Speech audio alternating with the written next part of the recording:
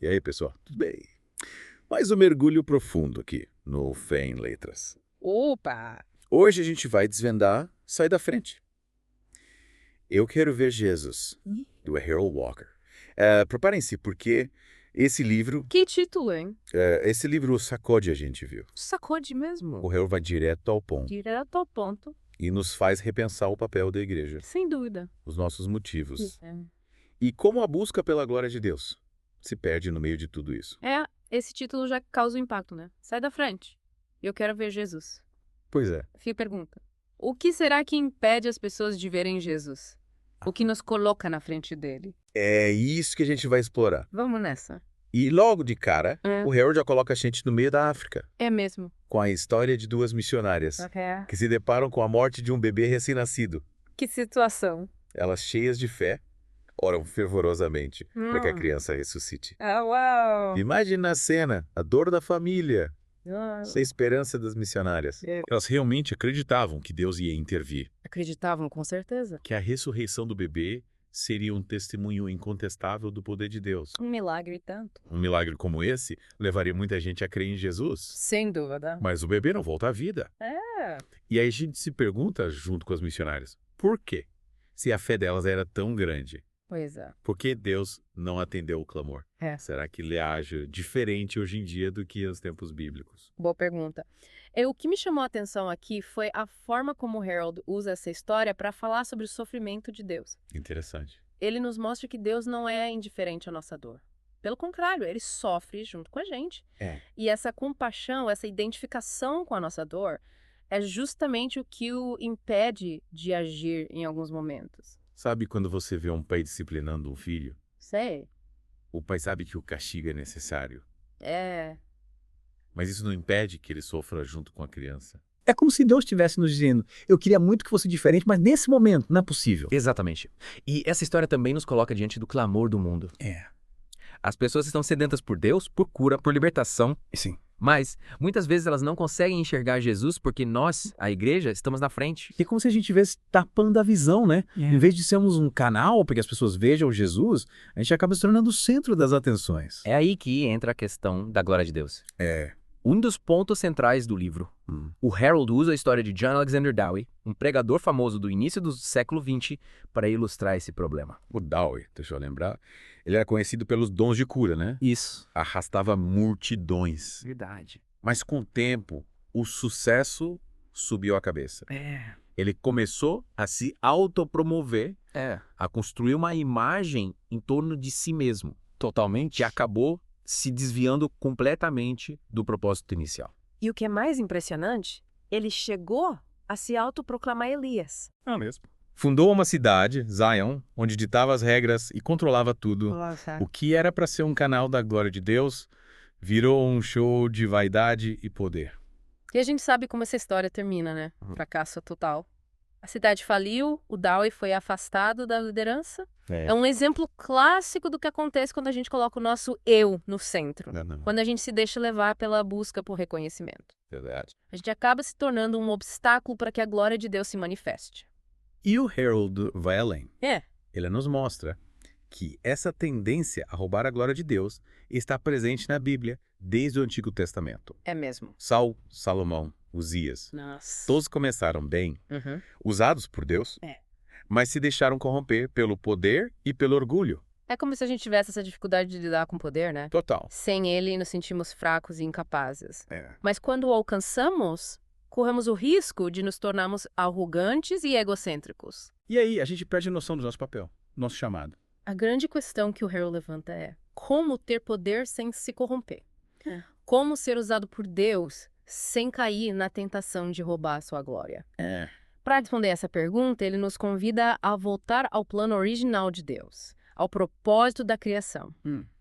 Ele usa uma analogia bem interessante para explicar essa dinâmica. Qual? A de um casamento. Um diálogo entre Deus e a humanidade. Que legal. Deus, como um marido apaixonado, diz: seja minha imagem. Mas a gente, como uma esposa teimosa, responde: mas me dá uma imagem para eu entender, para eu seguir. Essa DR entre Deus e a humanidade se arrasta por séculos. Deus quer que a gente seja sua imagem e semelhança. que a gente reflita sua glória, que a gente manifeste seu amor ao mundo. Mas a gente insiste em querer uma imagem, uma fórmula, um líder carismático para seguir. Verdade. Essa necessidade de ter algo concreto para adorar, algo que a gente possa ver e tocar, nos leva a criar ídolos. Colocamos a nossa confiança em líderes humanos, em métodos, em fórmulas mágicas. E nos esquecemos que a verdadeira glória pertence somente a Deus. E essa busca por uma imagem, essa dificuldade de confiar no Deus invisível, está presente desde o Antigo Testamento. O povo de Israel, mesmo tendo presenciado os milagres de Deus, vivia caindo na idolatria, buscando outros deuses para adorar. O que me impactou foi a forma como o Harold coloca a culpa da nossa dificuldade de nos conectarmos com Deus em nós mesmos. É mesmo. A gente precisa mudar a perspectiva, se render à vontade de Deus, se esvaziar do nosso eu, para que Ele possa nos encher da sua glória. É isso aí. A gente precisa parar de tentar controlar Deus, de querer colocá-lo numa caixinha. A gente precisa se humilhar, reconhecer a nossa pequenez diante da sua grandeza, confiar na sua sabedoria e no seu amor. Só assim a gente vai conseguir ser, de fato, sua imagem e semelhança. Só assim a gente vai poder manifestar sua glória ao mundo. E para nos guiar nesse processo de transformação, o Harold resume o plano de Deus em 9 palavras. Sonho, comunhão, limite, homem, queda, redenção, mensagem, fracasso e noiva. São palavras que contam uma história épica, a história do amor de Deus por nós. Uau! No próximo bloco, a gente vai desvendar o significado de cada uma dessas palavras. A gente volta já. E entender como elas se encaixam na história da salvação, na relação de Deus com a humanidade e no propósito da igreja. Fiquem ligados. E já sabem, né? Deixa o like. Se inscrevam no canal. Ativem as notificações. Para não perder os próximos episódios. E se vocês tiverem sugestões de livros para a gente desvendar aqui no Fé em Letras, deixem nos comentários. Quer saber? Tá. Até a próxima. E aí, pessoal? Prontos para desvendar as 9 palavras que o Harold usa para resumir o plano de Deus. No bloco anterior, a gente parou na primeira palavra, o sonho. Mas que sonho é esse? O Harold descreve como um sonho de família, né? Um sonho de Deus de ter com quem compartilhar o seu amor, a sua glória, a sua própria essência. E é aí que entra a segunda palavra, comunhão. Deus não é um ser solitário. Ele é uma comunidade de amor. É verdade. Pai, Filho e Espírito Santo, vivendo em perfeita harmonia. O que me fascinou foi a ideia de que o Espírito Santo é fruto dessa comunhão, dessa troca de amor entre pai e filho. É como se o amor entre Pila, ele fosse tão intenso, tão transbordante, que gerasse uma terceira pessoa. É lindo pensar que a gente foi criado para participar dessa comunidade de amor, para sermos parte desse sonho de Deus. E aí que entra dessa palavra limite. Limite. Confesso que essa me deixou intrigada do começo. Como assim? Deus se limitando. É onipotente. Exatamente. É aí que tá a beleza da coisa. Deus, em sua onipotência, escolheu se limitar para que a gente pudesse existir. Caramba. Para que a gente pudesse ter livre-arbítrio. Para que o nosso amor por Ele fosse genuíno. E não por obrigação. É como na história do pai, que deixa o filho cometer erros, para que ele aprenda a ser responsável. Deus também se limita. Se coloca dentro de regras do jogo para que a gente possa crescer, amadurecer e nos tornarmos seus filhos de verdade. E é justamente por causa desse limite, dessa liberdade que ele nos deu, que a gente tropeça, que a gente cai, que a gente se desvia do seu plano. E aí chegamos na quarta palavra, queda. A história de Adão e Eva, a desobediência, a ruptura com Deus. Essa queda tem consequências terríveis, né? É verdade. O pecado entra em cena, a gente se afasta da luz, da glória de Deus. E passamos a viver nas trevas, escravos do nosso egoísmo, da nossa busca por poder e prazer. Mas como você bem disse, a história não termina aí. Não termina. Deus, em sua infinita misericórdia, não desiste da gente. Não. Ele elabora um plano de resgate, um plano de redenção.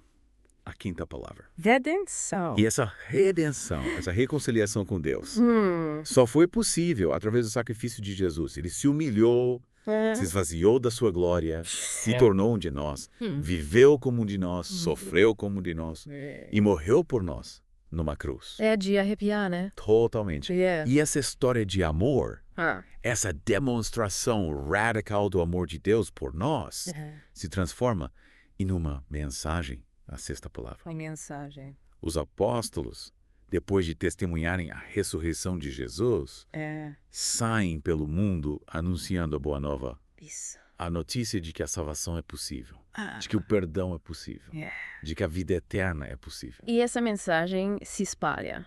A igreja nasce, cresce, se multiplica.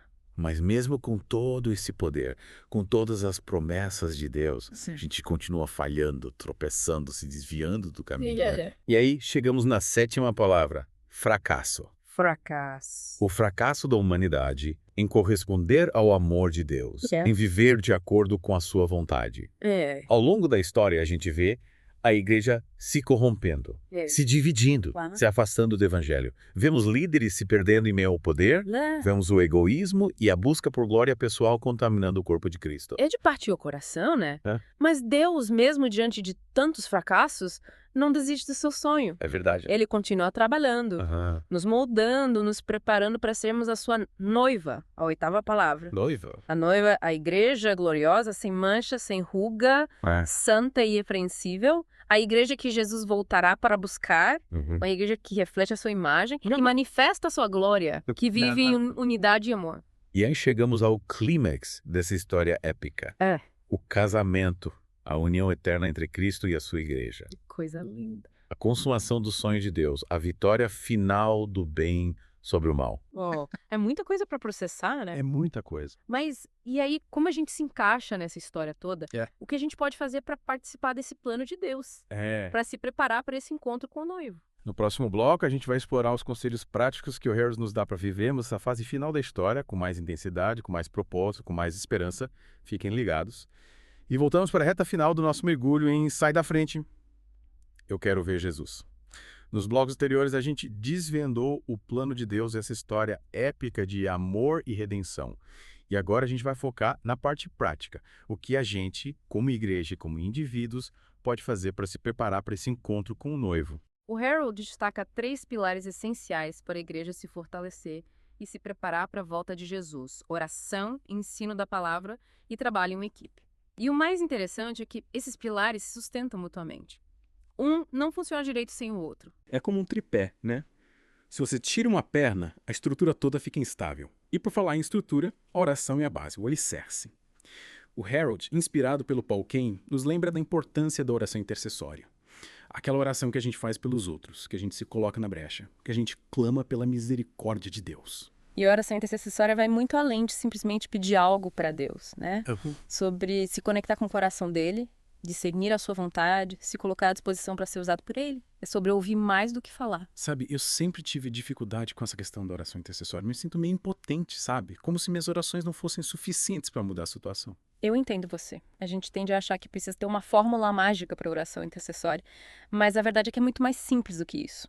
É sobre ter um coração quebrantado diante de Deus, com paixão pelas pessoas e confiança na sua vontade. E quando a gente ora em grupo, essa força se multiplica, né? A concordância, a unidade de propósito abrem espaço para o agir de Deus de forma poderosa. É como se a gente vivesse construindo um canal para que a glória de Deus fluísse livremente sem obstáculos. Mas me diz uma coisa, o Harold também fala sobre os perigos que os líderes, pregadores e profetas enfrentam, né? A gente viu isso na história do Dowie, como se proteger desses perigos. Ele fala sobre a necessidade de cobertura espiritual, de intercessão constante. Quanto maior a unção, maior o alvo. É como se a gente estivesse entrando num campo minado, a gente precisa estar revestido da armadura de Deus, protegido pela oração, para não ser atingido pelas setas do inimigo. E aí entra o segundo pilar, o ensino da palavra. A gente precisa se alimentar da Bíblia, né? Mas não é só ler por ler. A gente precisa meditar nos seus ensinamentos, buscar entendimento, deixar que a palavra nos confronte, nos transforme, nos molde à imagem de Cristo. Exatamente. E a gente não pode se limitar à leitura individual, né? É fundamental ouvir a pregação da palavra, ter contato com a revelação que Deus dá aos seus servos, se alimentar da experiência de outros irmãos na fé. É enriquecedor ter diferentes perspectivas. E essa pregação precisa ser relevante para os dias de hoje, né? A gente vive num mundo cada vez mais complexo, cheio de desafios. Como aplicar os ensinamentos da Bíblia à nossa realidade? O Harold cita o C.S. Lewis, que disse que quanto mais a gente se volta para o reino de Deus, mais a gente se torna relevante para esse mundo. É como se a nossa busca pelo céu nos capacitasse para transformar a terra, para sermos agentes de mudança, para levar a luz de Cristo para as trevas. E aí chegamos ao terceiro pilar. O trabalho em equipe. Particularmente, acho que esse é um dos maiores desafios da igreja hoje, né? A gente ainda vê muito individualismo, muita competição, muita busca por protagonismo. O Harold nos convida a abandonar essa mentalidade individualista e abraçar a cultura do nós, da colaboração, da unidade. A gente precisa reconhecer os dons que Deus deu aos nossos irmãos, honrá-los, se alegrar com o sucesso deles, se colocar à disposição para servir uns aos outros. É sobre celebrar a diversidade, né? Cada um com seus talentos, seus dons, trabalhando em conjunto para a construção do reino de Deus. E claro, estar aberto para receber correção, ser confrontado pelos irmãos, crescer em humildade, reconhecer que ninguém é autossuficiente, que a gente precisa uns dos outros, que a gente precisa da direção do Espírito Santo para que a igreja, como corpo de Cristo, funcione em harmonia. E essa cultura de honra, de respeito, de colaboração precisa ir além dos muros da igreja, né? O Harold nos desafia a nos envolver em missões, obras sociais, levar o amor de Deus para aqueles que mais precisam ser as mãos e os pés de Jesus nesse mundo. Não podemos esquecer da família, né? O Harold fala sobre a importância de resgatarmos os valores da família, do respeito, da obediência, da comunhão, do amor incondicional. Num mundo cada vez mais individualista e egoísta, a família se torna um ponto de resistência, um refúgio. E ele cita a profecia de Malaquias sobre a restauração da família nos últimos dias. É um chamado para que a gente se volte para o nosso lar, para os nossos filhos, para que a gente construa um ambiente de amor e graça dentro de casa. Que a gente possa ser luz dentro das nossas famílias, né? Refletir o amor de Deus para os nossos pais, filhos, cônjuges. E, no fim das contas, o grande desafio que o Harold nos lança é esse. Será que a gente está disposto a sair da frente para que Jesus possa ser visto? Será que a gente está disposto a abrir mão do nosso protagonismo para que o sonho de Deus se realize? Essa é a pergunta que fica, né? O que precisa mudar em nós, na nossa forma de pensar, de agir, para que a gente se torne essa noiva gloriosa que Jesus está esperando? E aí, ouvintes? O que vocês acharam? O que mais impactou vocês nesse mergulho em Sai da Frente? Eu quero ver Jesus. Deixe seus comentários aqui embaixo, a gente quer muito saber a sua opinião. E não se esqueçam de dar like, se inscrever no canal, ativar as notificações para não perder os próximos episódios. Compartilhem esse episódio com seus amigos, espalhem essa mensagem, ajudem a gente a levar a palavra de Deus para mais e mais pessoas. Até a próxima, ouvintes!